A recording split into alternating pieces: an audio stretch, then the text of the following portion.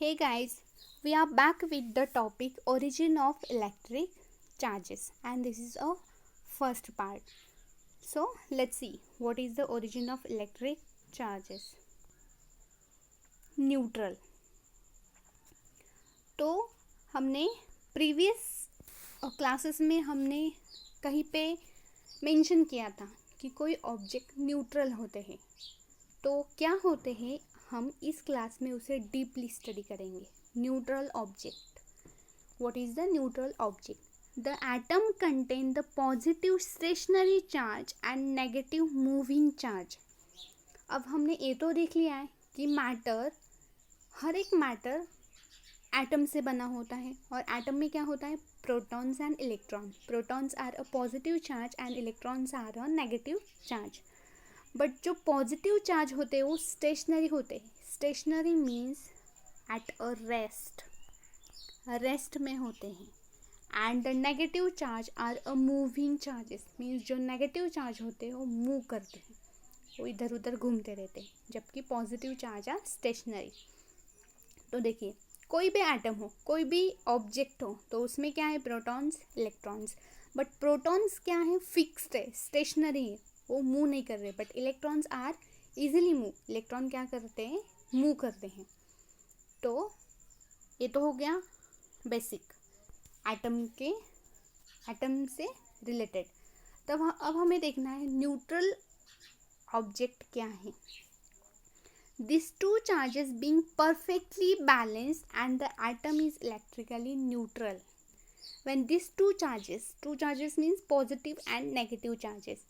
When the positive and negative charges are electrically balanced or being perfectly balanced होते हैं, तब atom क्या होता है? न्यूट्रल होता है। फॉर एग्जाम्पल देखिए, यहाँ पे एक एटम है जिसमें कितने नेगेटिव चार्जेस है? 1 2 3 4 5 इलेक्ट्रॉन्स है एंड 1 2 3 4 5 प्रोटॉन से।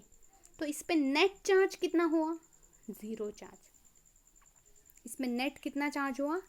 0 चार्ज, क्योंकि protons and electrons are perfectly balanced. वो बैलेंस्ड है, उन पर 0 चार्ज है।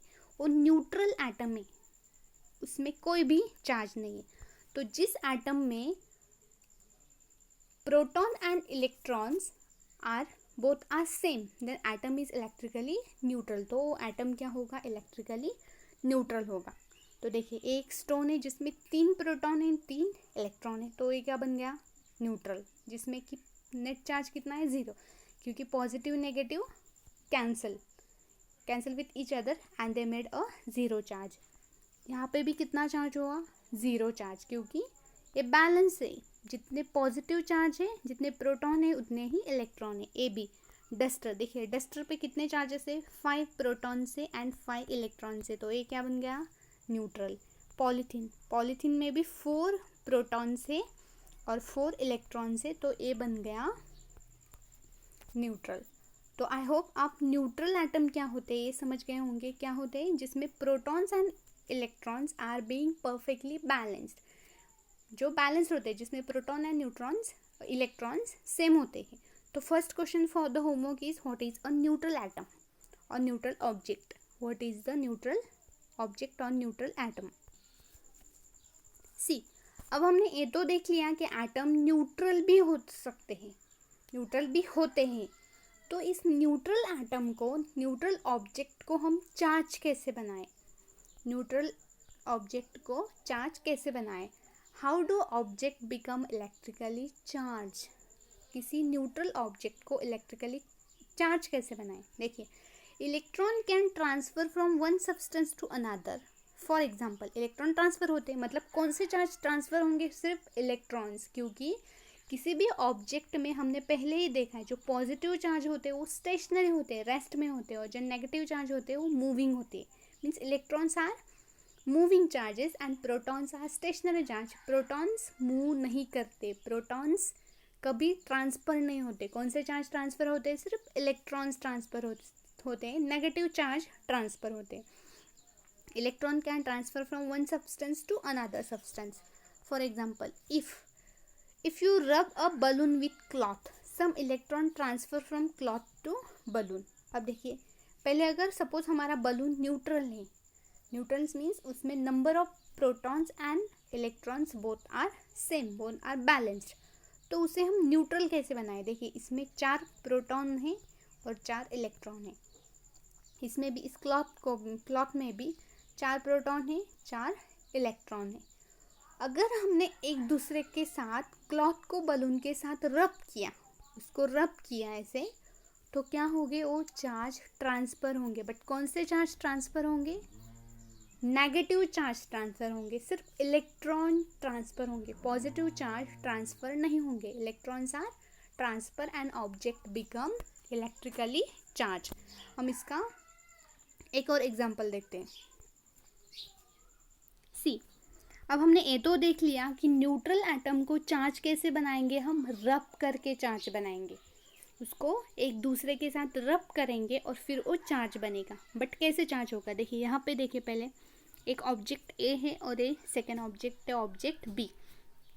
इसमें प्रोटॉन कितने हैं, 1 2 3 4 5 6 प्रोटॉन्स एंड 6 इलेक्ट्रॉन। और इस केस में भी कितने प्रोटॉन हैं, 6 प्रोटॉन एंड 6 इलेक्ट्रॉन, तो बोथ आर न्यूट्रल, तो ये क्या है, न्यूट्रल है। अब हम इसे क्या करेंगे, एक दूसरे के साथ रब करेंगे। अगर हमने इनको एक दूसरे के साथ रब किया तो इलेक्ट्रॉन लूज करेंगे, इसमें से इलेक्ट्रॉन ट्रांसफ़र होंगे। तो यहाँ पे कितने इलेक्ट्रॉन थे, 6, तो इसमें कितने ट्रांसफ़र हो गए, 3 ट्रांसफ़र हो गए। नेसेसरी नहीं है कि 3 ही ट्रांसफ़र होंगे, जितने भी होंगे उतने, हो सकता है सभी ट्रांसफ़र हो। तो यहाँ पे 3 इलेक्ट्रॉन, इसमें से 3 इलेक्ट्रॉन यहाँ पे ट्रांसफ़र हो गए। तो यहाँ पे प्रोटॉन्स कितने बचे, अब देखिए ग्रीन प्रोटॉन से 6 प्रोटॉन और इलेक्ट्रॉन कितने हैं, 3 इलेक्ट्रॉन्स। इस केस में प्रोटॉन कितने हैं, 6 प्रोटॉन्स एंड इलेक्ट्रॉन कितने हैं, 9 इलेक्ट्रॉन। तो यहाँ पे कौन से चार्ज ज़्यादा है, ऑब्वियसली प्रोटॉन ज़्यादा है, पॉजिटिव चार्ज ज़्यादा है, तो ये एटम बन गया पॉजिटिवली चार्ज। और इस केस में इलेक्ट्रॉन 9 है, मीन्स नेगेटिव चार्ज ज़्यादा है, तो इस पर कितना, कौन सा चार्ज बन गया, ये एटम बन गया नेगेटिवली चार्ज। तो ऐसे कोई भी एटम पॉजिटिवली चार्ज बन सकता है और कोई भी एटम नेगेटिवली चार्ज बन सकता है। आई होप आप समझ गए होंगे। यहाँ से 3 इलेक्ट्रॉन यहाँ पे ट्रांसफ़र हो गए और वो बन गया, एक एटम बन गया पॉजिटिवली चार्ज एंड दूसरा एटम बन गया negatively charge. So, second question for the homework is how the atom become positively charged and negatively charged. एक एटम कैसे पॉजिटिवली चार्ज हो सकता है और नेगेटिवली चार्ज हो सकता है, आपको एग्जाम्पल के साथ उसे एक्सप्लेन करना है। This is the second question for homework. This is the activity for homework. आपको मटेरियल पहले लेना है, पेपर, बाद में polythene, nylon cloth, cotton cloth, silk. इसमें से कोई भी आप 4 एक्टिविटी के साथ ये होमवर्क कंप्लीट करेंगे। तो पहले आपको लिखना है material use for rubbing. For example हमने लिया पेपर, यहाँ पे पेपर लिख लिया। तो पहले हमने ऑब्जेक्ट लिया है बलून। अगर बलून को हम पेपर के साथ रब करेंगे, उस पर उसे रब करेंगे, तो क्या वो पेपर के साथ अट्रैक्ट होगा क्या, अगर हो गया तो यहाँ पे आएगा एस, तो ऑब्जेक्ट क्या है, चार्ज बन गया। तो यहाँ पे आपको लिखना है एस और नोट। वैसे ही रिफिल को भी हमने पेपर के पीस के साथ अट्रैक्ट किया, तो वो चार्ज बनेगी क्या, वो अट्रैक्ट करेगी क्या, तो ऐसे आपको ये चार्ट फिल करना है। This is also for the homework. So ये भी आपको होमवर्क के लिए एक्टिविटी है, एक एक करना है आपको। कोई भी 4 मटेरियल के साथ ये चार्ट आपको कंप्लीट करना है, जो कि आपके बुक में दिया गया होगा। आई होप स्टूडेंट्स आप इसे समझ गए होंगे।